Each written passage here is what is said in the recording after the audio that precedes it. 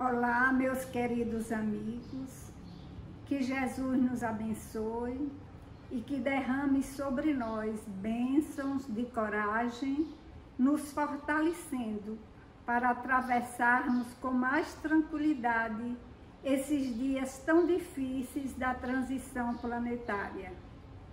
Que o divino Rabi da Galileia permita que os obreiros do bem, os obreiros da humanidade adentre o nosso lar, derrame sobre nós bênçãos, nos fortalecendo, nos reanimando, nos dando esperança para os dias gloriosos do porvir. Enquanto esses benfeitores estão realizando o trabalho no nosso lar, conosco, nós vamos meditando numa passagem que se encontra no livro Paulo e Estevão, de Emmanuel, psicografado por Francisco Cândido Xavier. Saulo de Tarso se dirigiu de Jerusalém para Damasco. Ele era, a essa altura, o perseguidor dos cristãos.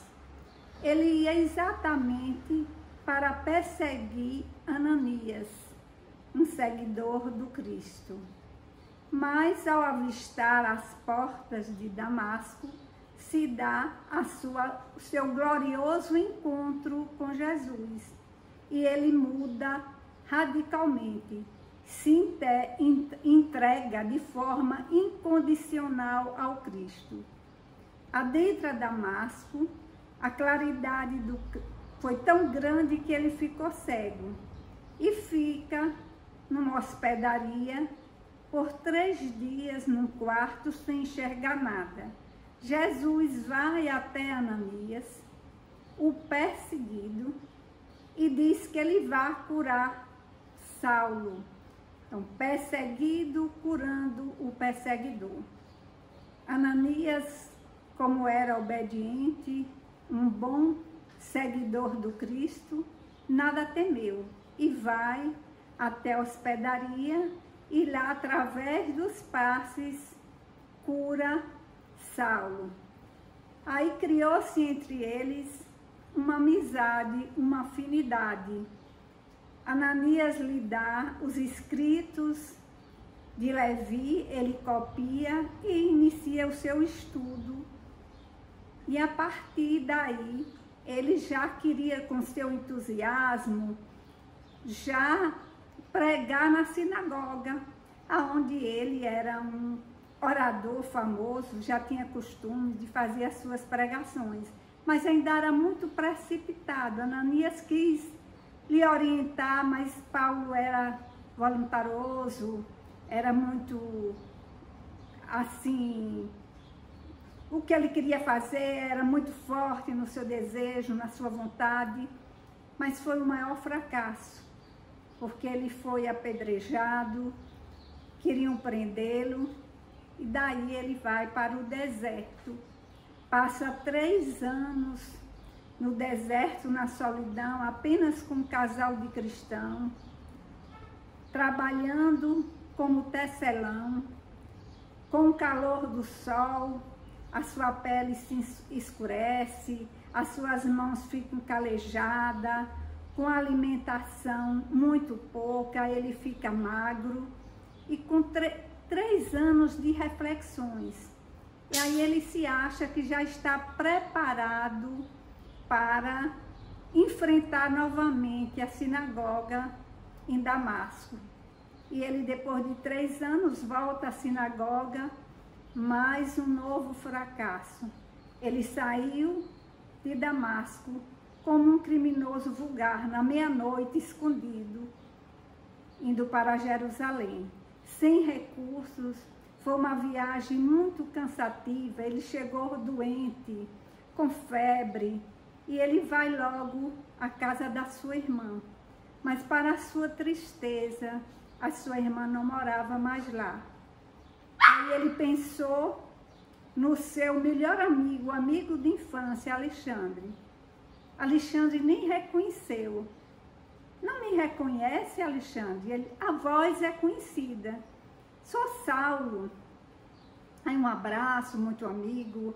Ah, que bom, você ficou bem, então você... Não, eu nunca estive doente. Mas naquilo que todos souberam por aqui, que você viu Cristo na estrada de Damasco, não, isso é verdade. Começou uma discussão no bom sentido, não é? Ele não aceitava Jesus, Saulo também não queria desistir de Jesus, e no final da conversa, Alexandre expulsa de casa. E ele não tem mais para onde ir, foi procurar a casa do caminho, logo a casa do caminho, onde ele iniciou a sua perseguição, onde morava Estevão, que ele mandou matar. E lá também não foi recebido, porque era muita imprudência se receber. Eles não acreditavam que ele estava convertido.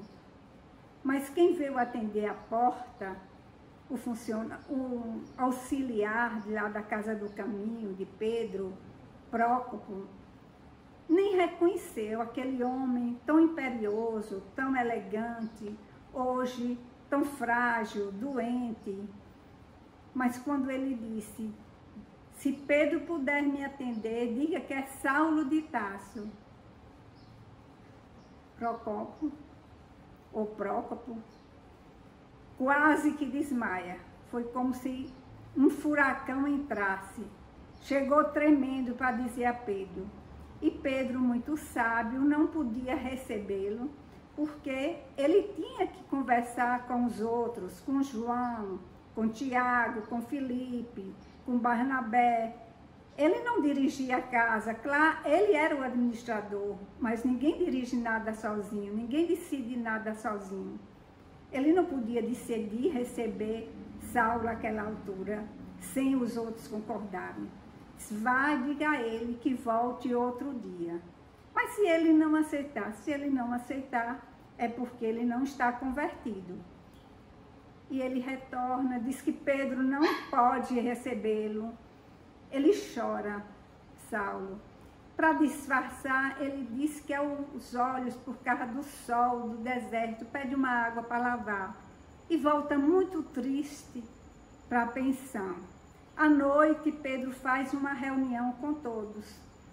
João, sempre amável, carinhoso, queria recebê-lo. João, Barnabé, o próprio Prócopo, que conheceu daquela forma violento, mas achou que ele não era mais a mesma pessoa. Mas, por outro lado, formou-se dois partidos. Tiago, Filipe, Nicolau, outros, disseram que ele tinha retornado como lobo com a capa de santo. Aí Pedro disse, então ele está pior do que o que ele era, porque antes ele perseguia abertamente, hoje ele precisa de disfarce, então ele está mais necessitado. E deu a ideia de mandar Barnabé lá, Barnabé que não conhecia, para conversar, para perceber se realmente ele estava mudado, convertido. E João incentivou. Como é que se pode saber se ele se converteu, desculpe, ou não, se ninguém conversou com ele? E assim ficou decidido. No outro dia, Barnabé foi e achou que aquele homem não existia mais nem resquício daquele perseguidor dos cristãos. Ele estava doente, abatido, entristecido, mal falava, falava pouco. Ele ficou apiedado e leva para a casa do caminho. E lá Pedro recebe, João, todos, mas existe alguns, Tiago nunca falou com ele. Ele estava muito doente, foi tratado, Pedro deu logo a cama para ele repousar, conversa com ele e aceita que realmente ele viu Jesus, porque ele conta todos os detalhes. E ele ainda traz o Evangelho de Levi, que é Mateus, dado por Galileu que Pedro tinha dado como uma prova que ele realmente tinha se convertido ao Cristo. Mas ao ficar bom, foi aconselhado por Pedro que ele deveria ir para outro local. Jerusalém tinha perseguição dos rabinos com ele, as pessoas que ele perseguiu. E aquela situação na casa do caminho era difícil. Tiago nunca tinha falado com ele. Tinha uns que não aceitavam ele ainda. E ele vai para a casa de seu pai, para Tarso. Não, eu preciso de ajuda antes de iniciar minha tarefa que eu prometi ao Cristo. E ao chegar em casa, nem o servo mais antigo não lhe reconheceu, tão mudado que ele estava. Mas o pai, ao encontrar, imediatamente reconheceu seu filho e ficou muito feliz, abraçou. Mas ao perceber, ao conversar, que o filho ainda seguia o Cristo, a ele dizer que nunca foi doido, que realmente ele encontrou com Jesus, e que Jesus era verdadeiro e que os homens do caminho estavam certos, o pai não aceitou. Diz que sua mãe tinha morrido de desgosto. A sua irmã foi embora de Jerusalém envergonhada quando foi decretada a prisão dele. E que ele que tinha dado tudo em favor da educação do seu filho, hoje vê ele seguindo um crucificado que foi crucificado entre dois ladrões, e colocou Paulo entre ele e o Cristo. Você vai decidir se fica comigo ou se fica com ele. E Saulo se humilhou, chorou e disse: meu pai, Jesus é o Salvador, é o Filho enviado de Deus. Mas ele não aceitou e expulsou de casa.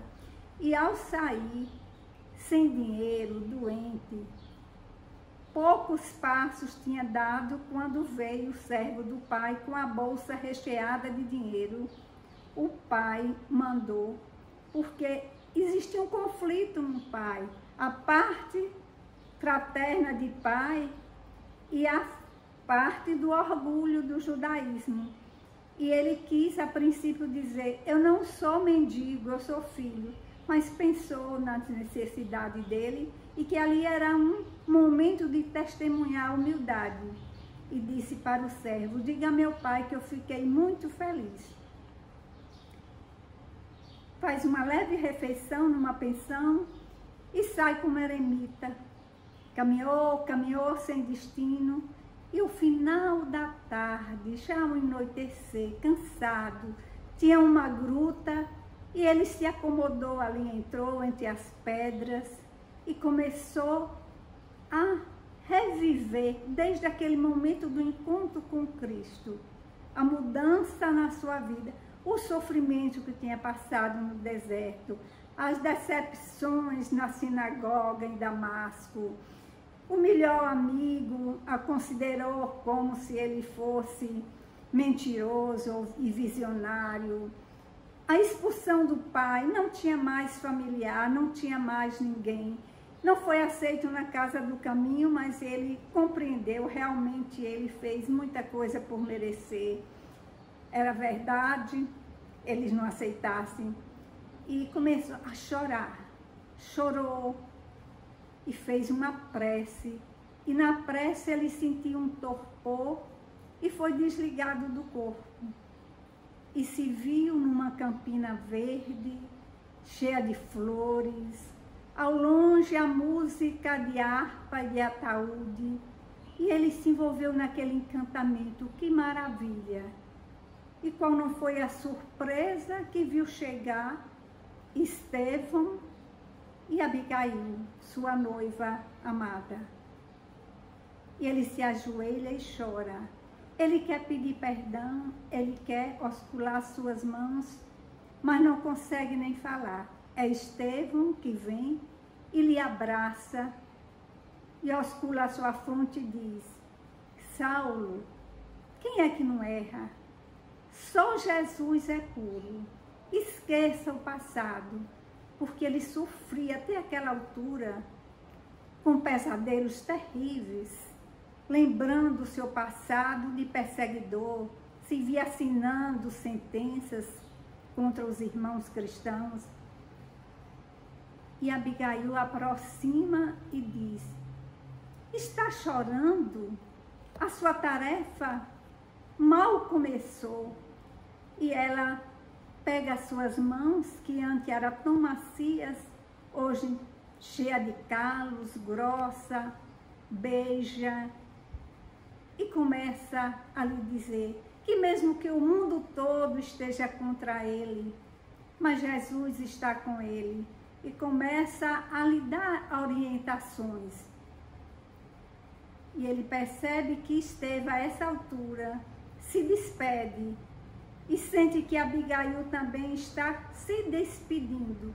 E ele quer reter aquela noiva amada, lembra que se tivesse constituído a família, tivesse filhos, mas ele não consegue falar. Ela que diz: Saulo, os filhos do Calvário estão em toda parte, são os nossos filhos. E ele pergunta: mas o que é que eu posso fazer para seguir, atender aos desígnios de Jesus? E ela diz: ama. Mas como é que eu posso amar? Eu sei que Jesus disse que era para amar até os inimigos, mas é tão difícil. Ela disse: trabalha. Ele entendeu que realmente ele tinha feito ele queria fazer o trabalho e que ele precisava trabalhar. E ele tinha feito o trabalho interior durante 3 anos, mais de 1000 dias, mas ainda não fora necessário. O que eu posso fazer? Ele estava abatido, desiludido. Ela disse: espera. Como esperar? Se eu tento de todas as formas e não consigo. Aí começou a relembrar das perseguições que tinha sofrido, que ele tinha se preparado, estudado, refletido tanto no Evangelho, queria passar aos outros homens e não conseguia. E por fim ela diz: perdoa. E assim ela passa esses requisitos que servem para nós também. Ama, trabalha, espera e perdoa. E a partir daí, Paulo jamais desanimou. Continuou no seu trabalho incessantemente até o desencarnar. Que nesse instante nós invocamos a sua presença por intermédio de Jesus. Que Paulo, com toda a sua energia, com todo o seu vigor, possa derramar sobre nós, através desses benfeitores que nos aplicaram passe e fluidificaram a nossa água, energias revigoradoras, de ânimo, de coragem, de esperança. E que a paz do Cristo esteja conosco, hoje e sempre. Uma boa noite, meus queridos amigos, e que Jesus esteja sempre presente nos nossos corações.